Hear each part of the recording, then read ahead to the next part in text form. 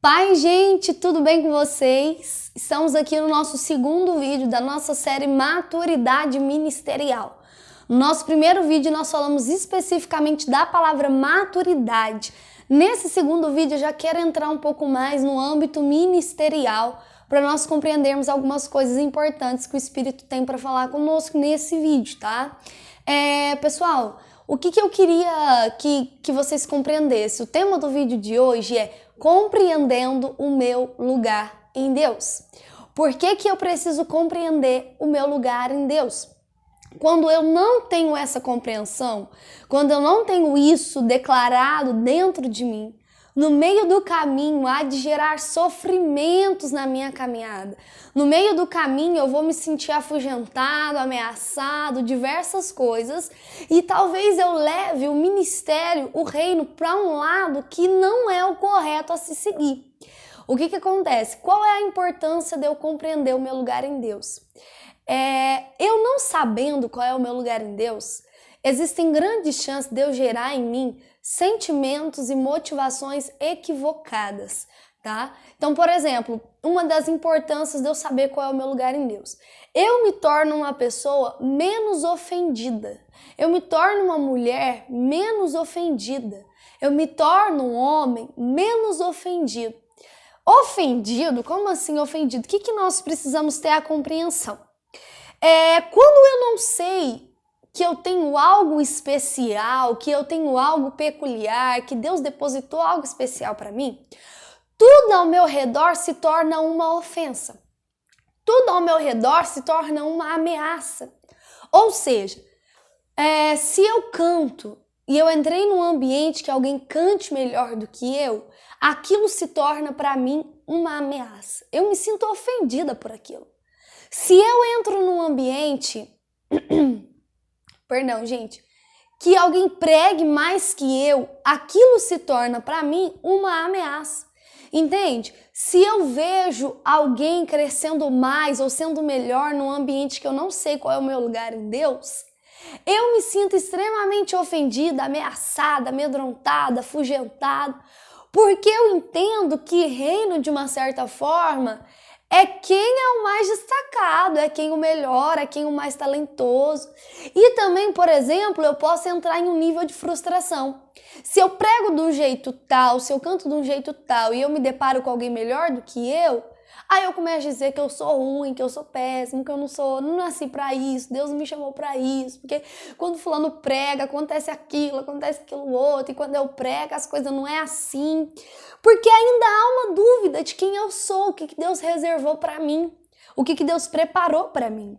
Então, quando eu não sei que eu tenho algo único e especial da parte de Deus, o reino, ele soa pra mim como uma competição, né? Então, por exemplo, eu vou exemplificar algumas coisas e eu realmente queria deixar pautado aqui que você não pensasse em ninguém, por mais que eu sei que às vezes é inevitável, mas que você tentasse focar em você dentro desses exemplos, o que você vê em você. Um exemplo, se você tem uma igreja tal e algum fulano tem uma igreja igual a sua, uma igreja pequena, talvez com poucas pessoas, pouca visibilidade, um exemplo. E aí, depois de um certo tempo, a igreja do fulano cresce. Cresce da forma que você imagina o que é crescimento. Seja mudar de barracão, aumentar o número de pessoas, ter um impacto maior dentro da sociedade. E essa igreja cresce. E a sua continua no mesmo lugar. Quando eu não conheço meu lugar em Deus, sabe qual vai ser o meu comentário a respeito do crescimento de outra igreja? É claro, esse evangelho mamão com açúcar todo mundo quer. É claro, trazendo o mundo para dentro da igreja, a igreja enche mesmo. É claro que a igreja de facilidade o povo quer. E eu abro um parênteses para dizer que existem sim igrejas assim. Mas entenda aqui como nós estamos exemplificando. Eu não consigo ver aquele crescimento como algo que Deus está fazendo. Mas eu me sinto ofendido pelo crescimento da outra igreja, pelo fato daquela igreja avançar e a minha continuar no mesmo lugar. Pelo fato daquela igreja crescer e a minha estar estagnada no mesmo ponto. Isso porque eu vejo aquilo como uma competição, ou seja, nós estamos perdendo nessa corrida, nós estamos perdendo nessa competição. Aí se a gente vê o fulano que prega ou que canta, e você também prega ou canta, ou faz qualquer outra coisa, e alguém crescendo e você não acompanhando esse crescimento, você começa a criar motivos do porquê essa pessoa cresceu. Cresceu porque está em tal lugar, cresceu porque a família apoia, cresceu porque tem dinheiro. Não, só chamaram porque era amigo, porque se não fosse amigo ninguém ia chamar. Entende? Que você não consegue simplesmente olhar e reconhecer que esse é um tempo de crescimento de alguém? Que esse é um tempo de frutificação de alguém? Não. Tudo você vai começar a enxergar como uma ameaça, como algo que te afugenta, como algo que te desespera. E aí é nesse momento que você começa a se tornar uma pessoa estranha, mandando indireta, falando isso ou aquilo, porque aquilo de uma certa forma te incomodou, aquilo te ameaçou.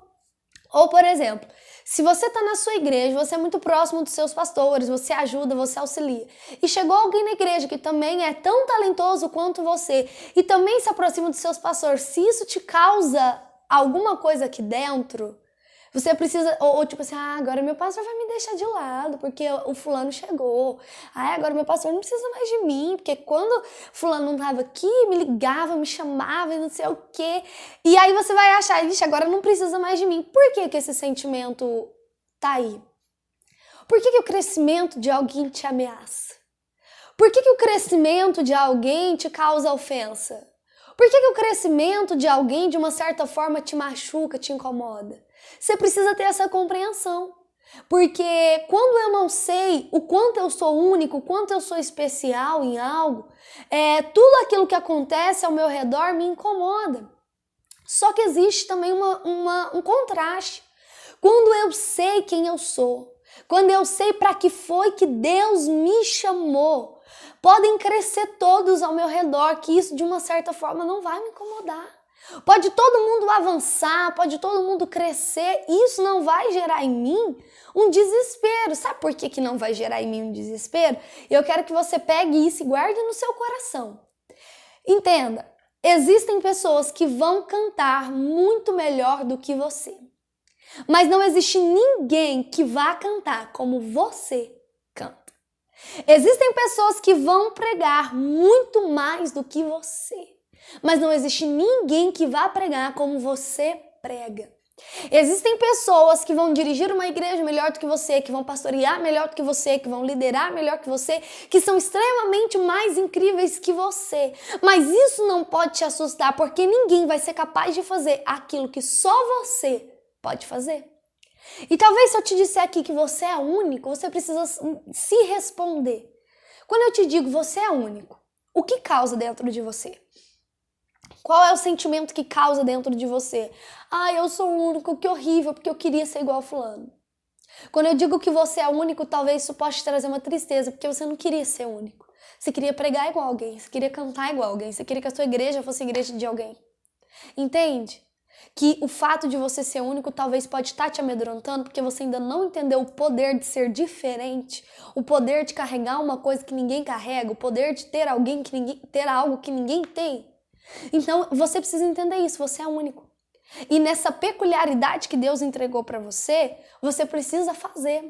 Algo que eu compartilho muito é sobre essência. Essência no dicionário tem como significado a característica mais importante de algo ou de alguém. Existe uma essência naquilo que você faz. E ninguém vai ser capaz de fazer aquilo que você faz.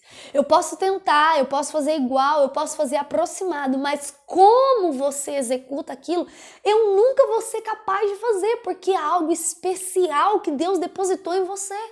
E da mesma forma, você pode tentar fazer tudo igual a mim, mas você nunca vai conseguir, porque é uma essência, há algo depositado sobre mim, que só eu consigo fazer dessa forma. Então, por que perder tempo tentando ser igual a alguém quando você pode ser você? Por que perder tempo tentando copiar alguém quando você pode simplesmente usar a essência que o Espírito de Deus depositou sobre você? Existe um texto bíblico que diz o seguinte: Jesus vai dizer uma certa feita, eu sou o bom pastor. E o bom pastor, ele dá vida pelas ovelhas. Aí ele faz essa analogia que ele é um pastor e eu e você somos ovelha. A ovelha, o animal em si, ele tem algumas características, e uma dessas características é que é o único animal terrestre que não possui um sistema de defesa. Ou seja, se um cachorro se sentir ameaçado, ele vai morder. Se uma cobra se sentir ameaçada, ela vai dar o bote. Mas a ovelha é o único animal que, se sentir ameaçado, simplesmente não vai fazer nada. E é por isso que ela precisa o tempo todo do pastor cuidando, protegendo, porque ela não tem capacidade de se proteger. E é exatamente com esse animal que Jesus vai nos comparar. Sendo assim, esses pastores, eles geralmente estão em montes, em desertos, e eles vão fazer alguns apriscos para colocar essas ovelhas lá dentro daquele aprisco. E elas vão ficar guardadinhas lá, quietinhas, durante a noite para dormir. Só que há também algo engraçado, nenhuma ovelha dorme no lugar da outra, porque dentro do aprisco toda ovelha sabe qual é seu lugar. E é exatamente esse animal que Jesus vai nos comparar. Entenda, se Jesus é o nosso pastor, eu e você somos ovelha, e esse aprisco é o reino, eu não preciso querer o lugar de ninguém, porque dentro do aprisco tem um lugar para mim. Eu não preciso fazer o que ninguém faz, porque dentro do aprisco tem algo separado especificamente para mim. Eu quero que você vai falar assim, eu entendi o que você disse e tal. Eu quero que você ore a Deus, dizendo o seguinte, Deus, eu preciso entender qual é a minha missão, qual é o meu chamado. E quando você vê que alguém cresceu e isso quer te incomodar, eu quero que você confronte esse sentimento. Eu quero que você confronte esse comportamento. Quando você for falar assim, mas cresceu por causa disso. Não, confronta. Cresceu, a mão de Deus está ali e isso não pode me gerar um incômodo, porque aqui no tempo certo, na hora certa vai crescer. Deus vai preparar, vai fazer e o outro não precisa me incomodar. Quando você vê alguém que canta melhor, que faz melhor, você vai dizer, incrível, parabéns, você é uma bênção. Reconheça dentro de você, canta mesmo, tem unção mesmo, prega mesmo, é bom mesmo. E isso não pode mais te incomodar. Você precisa confrontar. Esse será o grande passo de maturidade que você vai dar quando você não se sentir ofendido, ameaçado, afugentado pelo outro, pelo crescimento do outro, pelo que Deus está fazendo na vida do outro. Porque o mesmo Deus que executa lá pode executar aqui. O mesmo Deus que cresce lá pode fazer crescer aqui. Então eu quero, em nome de Jesus, que a partir de hoje você cresça, você suba esse degrau em maturidade ministerial. O reino não pode soar mais como uma competição para você. O reino não pode soar mais como o melhor ou o pior, o mais forte ou o mais fraco, mas o reino é somatória, não é divisão. Alguém canta muito bem, amém. Eu não tenho aquela voz incrível, mas alguma coisa Deus tem comigo. Eu não prego daquele jeito, mas alguma coisa Deus tem comigo. E da mesma forma que Deus executa através da vida do fulano, da vida da fulana, Deus também pode executar através da minha vida. Então assuma a sua missão. Se comprometa com o que você tem, porque podem fazer melhor do que você, mas ninguém vai fazer como você faz.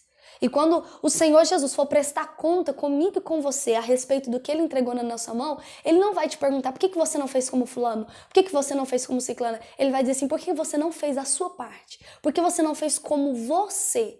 Entende? A única prestação de contas que você vai dar não é a respeito das pessoas, se elas fizeram certo ou errado, é se você fez certo ou errado.